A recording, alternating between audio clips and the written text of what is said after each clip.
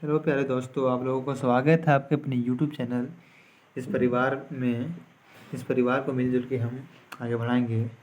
तो आप लोगों को बिल्कुल स्वागत है इस परिवार के प्लेटफॉर्म में। तो आज हम पढ़ने वाले हैं मध्यकालीन भारत, जो कि हमारे इस यूट्यूब चैनल का पहला लेक्चर है।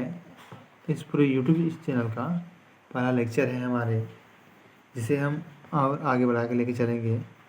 तो बता दें कि आज हमें पता होगा, जहाँ तक कि बताना चाहता हूँ कि हमारा जो इतिहास 3 कालखंडों में बटा हुआ है, उस 3 कालखंडों में इस बताना चाहूँगा कि जो है एक पाषाण काल है, एक मध्यकालीन इतिहास है, और एक हमारा जो है आधुनिक कालीन इतिहास है। तो हम बताना चाहूँगा कि इस क्लास में आज हम मध्यकालीन भारत से स्टार्ट करने वाले हैं। मध्यकालीन से आज हम पढ़ने वाले हैं पूरे क्लास को। तो बता दूं कि आप ज़्यादा चकित ना रहें कि मध्यकालीन से हमारे गुरुजी क्यों पढ़ाए जा रहे हैं आज। तो मध्यकालीन से पढ़ाने का वजह बताता हूँ कि जितने भी एसएससी का एग्ज़ाम है, एसएससी और जो भी आने वाले एग्ज़ाम हैं, वो सभी एग्ज़ाम में जो क्वेश्चन पूछे जाते हैं हमारे मध्यकालीन और आधुनिक कालीन से, ये दो क्वेश्चन जो है हमारे सबसे ज़्यादा क्वेश्चन पूछी जाती है। इसलिए हम आज मध्यकालीन से पढ़ाने वाले हैं, क्योंकि हमारे जितने भी एग्ज़ाम आने वाले हैं तो उस एग्ज़ाम के पॉइंट ऑफ व्यू से चलने वाले हैं। उसके बाद हम पाषाण काल के भी तरफ लौटेंगे, वापसी फिर करेंगे। तो इसलिए आप ज़रा भी घबराए नहीं, क्योंकि आप इस मेरा जिम्मा है कैसे पूरा करना है, क्या करना है। तो अब जहाँ से पढ़ा रहा हूँ वहाँ बेझिझक पढ़िए। मैं जो चीज़ दे रहा हूँ, जो कंटेंट दे रहा हूँ, वो शायद पूरे यूट्यूब इंडस्ट्री में कोई नहीं देगा, तो ये दावा करके रखता हूँ। तो आप लोग को बताना चाहता हूँ कि जो आप देख रहे हैं ऊपर में, कि भारत पर जो है अरब आक्रमण कब हुआ था, इसके बारे में देख रहे होंगे। तो बताना चाहता हूँ कि सबसे पहले जो हमारे भारत में जो आक्रमण हुआ, मुस्लिम आक्रमणकारी, सबसे पहले अरबी ने ही किया था। ठीक है, सबसे पहले जो विदेशी आक्रमणकारी थे वो अरबी लोग थे, जो कि इराक से आए हुए थे, उसे अरबी बोला जाता। ठीक है, वो लोग हमारे भारत में प्रवेश किए, और क्यों किए इसके बारे में भी जानकारी हमको मिलेगी आगे, इसके बारे में बतलाने वाले हैं। अब बेझिझक हमारे साथ जुड़े रहिए और लगातार जुड़े रहिए और ध्यान से सुनिए इस बातों को, ताकि हमारे जो एग्ज़ाम में जो क्वेश्चन बनती है उस क्वेश्चन को बढ़िया से रिकवर कर सके और इजीली बना सकें। हम अपने पूरी ये तो हमारी पहली क्लास होनी चाहिए था, लेकिन यूट्यूब में हम इसलिए दे रहे हैं क्योंकि ये पूरा संपूर्ण मिलेगी और आपको 1 बाय 1 एक करके सबके सारे क्वेश्चन मिलेगी। ठीक है, इसलिए बेझिझक रहना। तो चलिए हम क्वेश्चन की ओर चलते हैं, आगे बढ़ते हैं। तो ये हमारे क्वेश्चन रही मध्यकालीन भारत से जो है अरबी लोग का आगमन था। ठीक है, तो बता दो कि चलिए क्वेश्चन की ओर चलते हैं। भारत में ये में है, ठीक है, में प्रथम मुस्लिम आक्रमण किस वर्ष हुआ? तो बता दो कि भारत में जो प्रथम मुस्लिम आक्रमणकारी कब हुआ था? तो बता दो कि 711 ईस्वी में। 711 ईस्वी में जब अत्याक्रमण हुआ वो असफल हो गया था। ठीक है, असफल हो गया है ना। उसके बाद जब 712 में आक्रमण किया गया तो सफल आक्रमण हुआ। भारत का पहला जो है सफल आक्रमण, भारत में पहले सफल आक्रमण अरबों ने 712 ईस्वी में किया, जो कि हमारा जो क्वेश्चन बनता है, क्वेश्चन जो पूछ रहा है आंसर, ठीक है, तो जो क्वेश्चन जो पूछ रहा है जो आंसर, वो हमारे 712 ही माना जाएगा। ठीक है, 712 ईस्वी में मुस्लिम आक्रमण किया सबसे पहले। अब यहाँ जो क्वेश्चन पूछ रहा है, क्या पूछ रहा है? भारत में प्रथम मुस्लिम आक्रमणकारी था। सबसे पहले जो आक्रमण किया था, उस आक्रमणकारी का क्या नाम था? तो उस आक्रमणकारी का नाम था मोहम्मद बिन कासिम। क्या नाम था दोस्त? मोहम्मद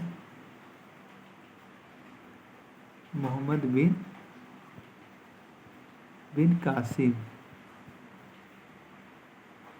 तो मोहम्मद बिन कासिम ने 712 ईस्वी में युद्ध किया। ठीक है, वही आक्रमण किया। उसके बाद भारत में विजय चल रही। उसके बाद जो क्वेश्चन पूछ रहे हैं, अरबों द्वारा सिंध विजय अभियान के दौरान सबसे पहले किस स्थान पर किया गया था? तो जब सिंध पे जब आक्रमण करना था मोहम्मद बिन कासिम को, तो सबसे पहले जब हम लोग जब कभी युद्ध करते हैं तो हम लोग डायरेक्ट तो एक जगह, जैसे कारगिल में जब हमारे युद्ध हो रही थी तो डायरेक्ट तो हम लोग कारगिल में युद्ध करने लिए उससे पहले करते करते गए। नीचे से ये लिखें उसके बाद हम लोग किए। तो उसी प्रकार जब अरबी जब आ रहे थे भारत पे आक्रमण करने के लिए, तो सबसे पहले जो आक्रमण किए थे वो मकरान पे किए थे। ठीक है दोस्त, मकरान पे आक्रमण किए। उसके बाद बता दें कि उसके बाद मुल्तान पे किए, मुल्तान पे किए, और उसके बाद लास्ट में है सिंध पे किए, क्योंकि सिंध की लड़ाई पे ही आ रहे थे वो। तो सबसे पहले उसने मकरान पे ही आक्रमण किए, उसके बाद वो धीरे धीरे फिर आगे बढ़ते गए। ठीक है, आगे बढ़ते हैं अब। तो यहाँ पूछ रहा है क्वेश्चन हमारे, मोहम्मद बिन कासिम जब यहाँ मकरान है, ठीक है, मकरान पर आक्रमण किया, उस समय वहाँ का शासक कौन था? जिस टाइम मोहम्मद बिन कासिम ने मकरान पर आक्रमण किया, उस टाइम वहाँ का शासक था हारून। मकरान का शासक था हारून। सर्वप्रथम आक्रमण इसी पे हुआ, जो कि हारून एक मुस्लिम था। हारून भी एक मुस्लिम था और मोहम्मद बिन कासिम भी एक मुस्लिम था। हम आगे बढ़ते हैं। सिंध विजय अभियान के दौरान मोहम्मद बिन कासिम ने बौद्ध भिक्षुओं के द्वारा शासित किस नगर पर आक्रमण किया था? जिस टाइम जब मोहम्मद बिन कासिम जब आ रहा था सिंध पे हमला करने के लिए, उस टाइम बौद्ध भिक्षुओं का एक नगर था जिसे नीरून कहते हैं। ठीक है, नीरून कहते हैं, इसमें वो शासन करते थे। उस टाइम मोहम्मद बिन कासिम ने हमला कर दिया नीरू क्षेत्र में। चलिए फिर आगे क्वेश्चन बोलता है, जिस समय मोहम्मद बिन कासिम ने सिंध पर हमला किया, उस समय वहाँ का शासक कौन था? जिस टाइम जब मोहम्मद बिन कासिम ने सिंध पर जब हमला किया, तो सिंध का जो शासक कौन था? तो बता दूं कि सिंध का जो शासक था वो दाहिर था।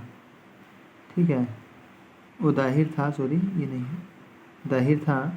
और बता दें कि दाहिर के पिता का नाम था, दाहिर के पिता चच थे, और चच जो थे ब्राह्मण जाति से बिलोंग करते थे, ब्राह्मण जाति से बिलोंग करते थे, और दाहिर भी ब्राह्मण ही हुए।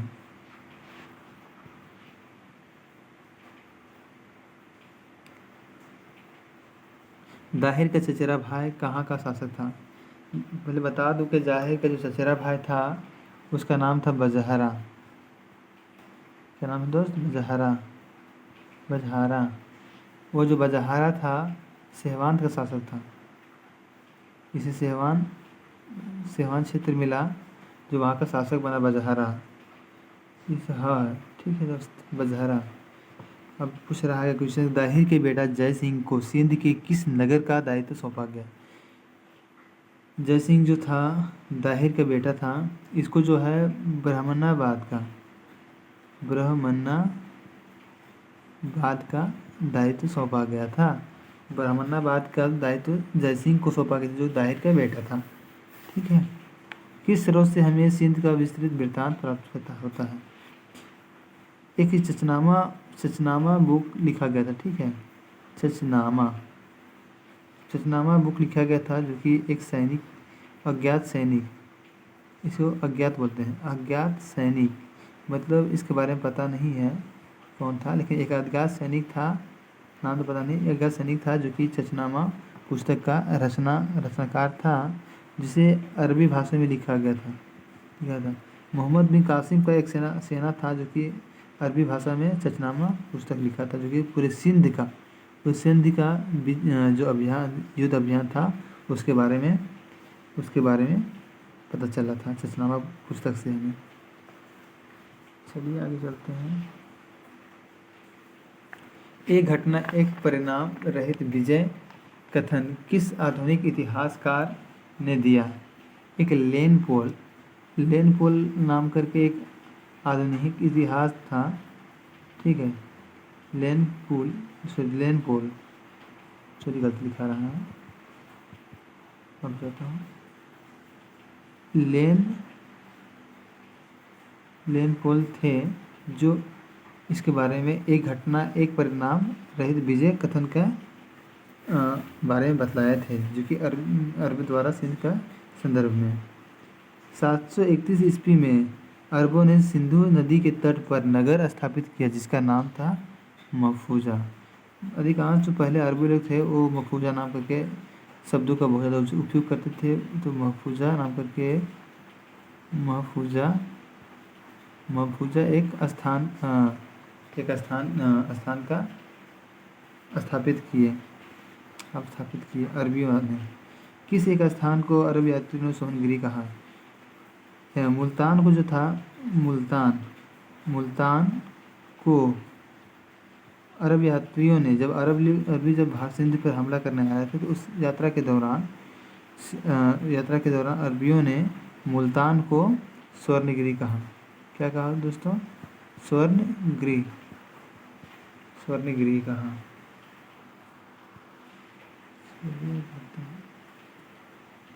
भारत में सर्वप्रथम जजिया कर किसने लगाया? भारत पे सर्वप्रथम जजिया कर मोहम्मद बिन कासिम ने लगाया। मोहम्मद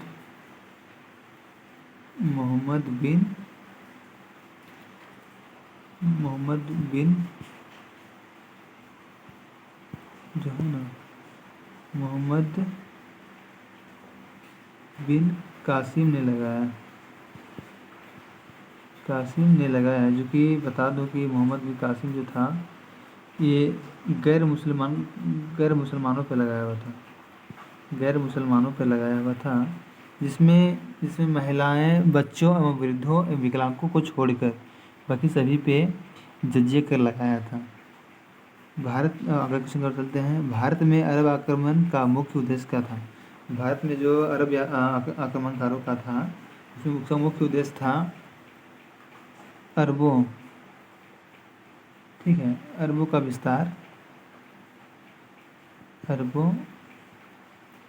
का विस्तार, दूसरा में था इस्लाम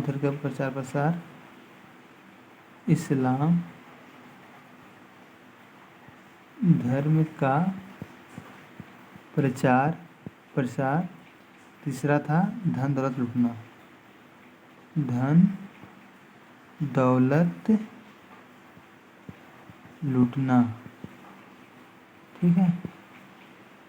अब यहाँ क्या बोल रहा है? सिंध क्षेत्र अरबों की देन है। अब जो सिंध क्षेत्र है, उसमें से अरबों को क्या क्या देन है? अरब ने क्या क्या दिए सिंध क्षेत्र को? तो पहला जो हमारा है दिरहम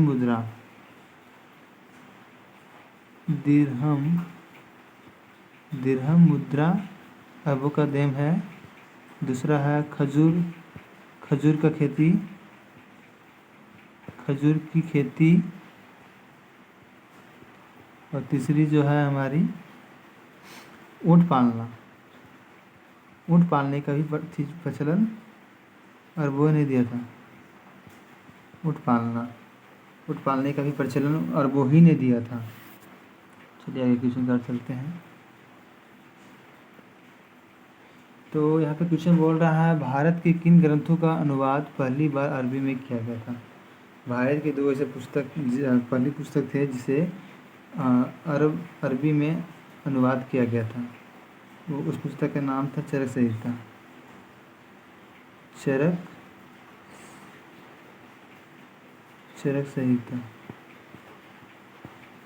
जो कि आयुर्वेद था। और एक और पुस्तक था पंचनामा,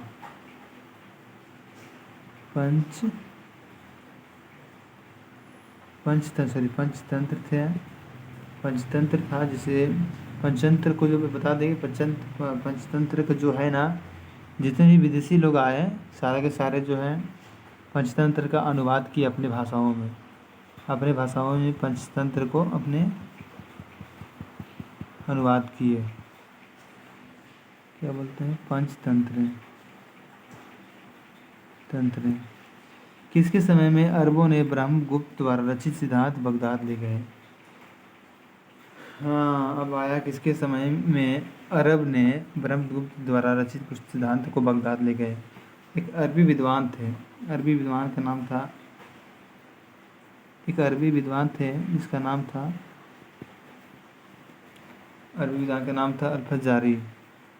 अल्फजारी। जो थे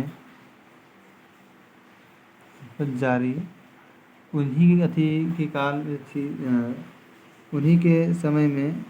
उसी के समय में बगदाद ले गए, जो गुप्त द्वारा रचित पुस्तक थी।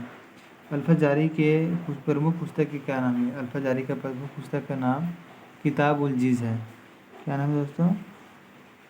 किताब उल जीज है, जो कि अल्फाजारी का प्रमुख पुस्तक है। अगर क्वेश्चन की ओर चलते हैं हम, चचनामा की रचना किसने की? चचनामा का जो रचना था वो किसने किया? चचनामा का रचना बता दूं कि एक अज्ञात सैनिक था, अरबी अज्ञात सैनिक था। तो चचनामा का सॉरी में पेन चल रहा है दोस्तों, माफ़ी चाहता हूँ इसके लिए, थोड़ी थोड़ी दिक्कतें हो रही है।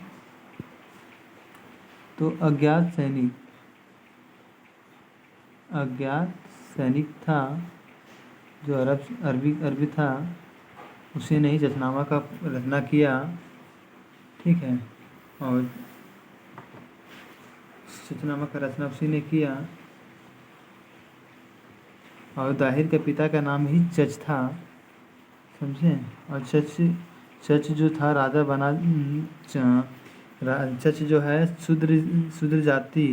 शूद्र था। उसे सिंध सहित साहसी द्विज का हत्या कर सिंध का राजा बना था चच ने।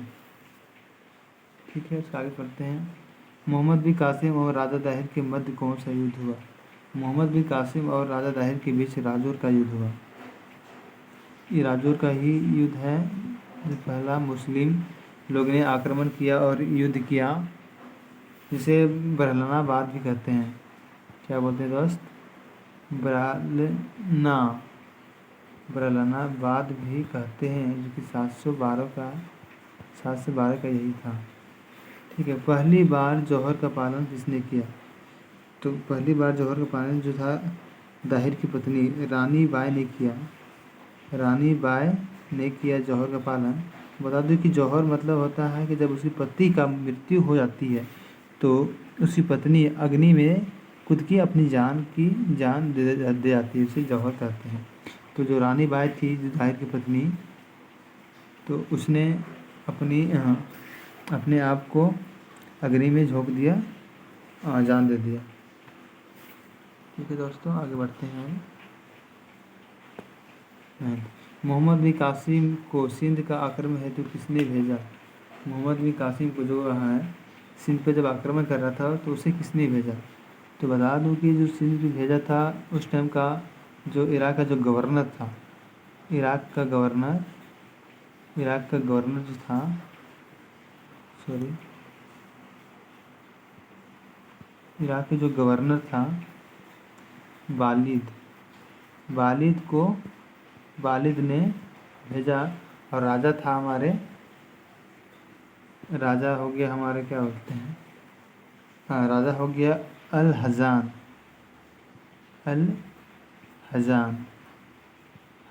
राजा थे। तो सिंध पर आक्रमण का तत्कालीन कारण था, क्या था? सिंध पर आक्रमण का तत्कालीन कारण था श्रीलंका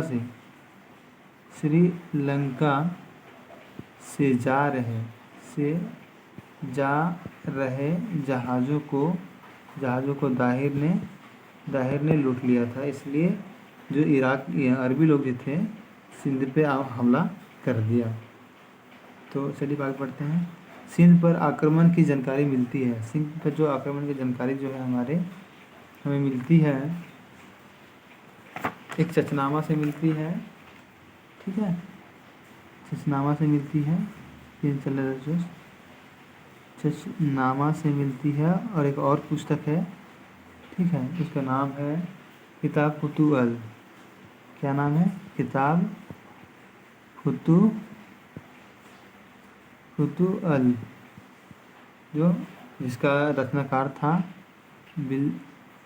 बिलादुरी, जो इसका किताब फुतूअल का रचनाकार थे। आगे पढ़ते हैं, थोड़ा चले जाते हैं।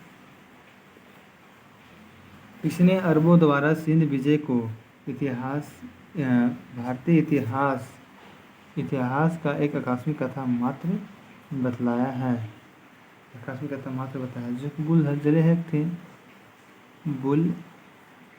जले हेग जो थे आकस्मिक कथा मात्र बताया, जो कि अरबों का इसलिए बताया क्योंकि जिस टाइम मोहम्मद बिन कासिम जब दाहिर की पत्नी दाहिर की दो बेटियां थी उसे जब ले गया गया इराक में, तो वहाँ का जो खलीफा था वालिद, तो वालिद के पास जब ये जो मोहम्मद बिन कासिम ने जो दिया उनकी बेटियों को, तो उनकी बेटियों दाहिर की बेटियों ने बोला कि हुजूर हमें अब लेके क्या कीजिएगा, इसका हमारे उपभोग तो पहले इन्होंने ही कर लिया। तो तब जाके जो वहाँ के खलीफा वालिद था मोहम्मद बिन कासिम को मार दिया। तो उसके अब मोहम्मद बिन कासिम के हाथ में तो कुछ लगा नहीं तो उसलिए उस टाइम बुलजले जो हमारे बुलजले हेग थे उसने आकस्मिक कथा मात्र बतलाया। ठीक है, तो आगे बढ़ते हैं। भारत में प्रथम अरबों का आगमन कहाँ हुआ? तो भारत में प्रथम अरबों का आगमन जो हुआ था केरल में हुआ था, जो कि व्यापार करने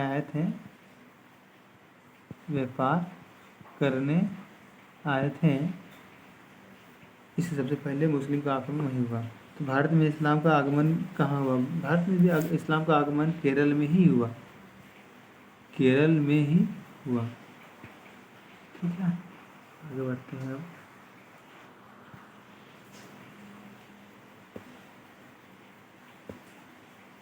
सिंध में खलीफाओं की सत्ता कब समाप्त हुई? सिंध में जो खलीफाओं का सत्ता 871 ईस्वी में समाप्त हो गई। भारत से खलीफाओं का उस टाइम खत्म हुई कहानी। उसके बाद एक क्वेश्चन आता है, कालांतर में सिंध कितने भागों में विभाजित हो गया? कालांतर में बता दूं कि सिंध 2 भागों में विभाजित हो गए। पहला हो गया हमारे मुल्तान, पता नहीं क्यों से लिखा रहा है, पहला हो गया मुल्तान और दूसरा में हो गया मंसूर। 2 भागों में सिंध बट गया था। तो बता दो कि सिंध का राजा दाहिर मूलतः किस धर्म से था? हम आपको बता चुके थे इससे पहले कि जो दाहिर थे, दाहिर के पिता वो भी ब्राह्मण थे और दाहिर के पिता भी ब्राह्मण थे और दाहिर भी ब्राह्मण थे। ये ब्राह्मण जाति से बिलोंग करते थे। तो आज हमारी कहानी लगभग इतनी समाप्त हो गई। तो बताना चाहता हूँ कि एक और कुछ होगा,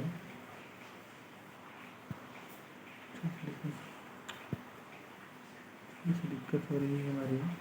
तो भारत अरबों के आगमन कैसे हुआ, क्यों हुआ, किस तरह का हुआ, उसके बारे में आज मुझे आप लोग क्वेश्चन दे चुके हैं, आप उसका आंसर क्वेश्चन कर चुके हैं।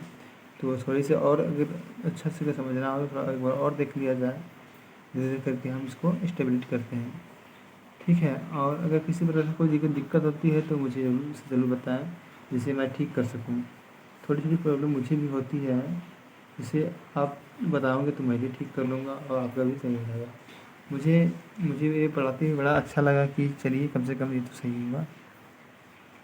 तो मुझे आशा है कि ये वीडियो आपके लिए बड़ी हेल्पफुल हुआ है और बहुत मददगार साबित होगा। और मुझे पता है कि आप मुझे सपोर्ट तो कीजिएगा, क्योंकि मैं भी स्टेबलिट हो रहा हूँ। और क्वेश्चन किस तरह के बनाना है वो मुझे जल्द से जल्द कमेंट करें। सो थैंक यू, धन्यवाद, टेक केयर।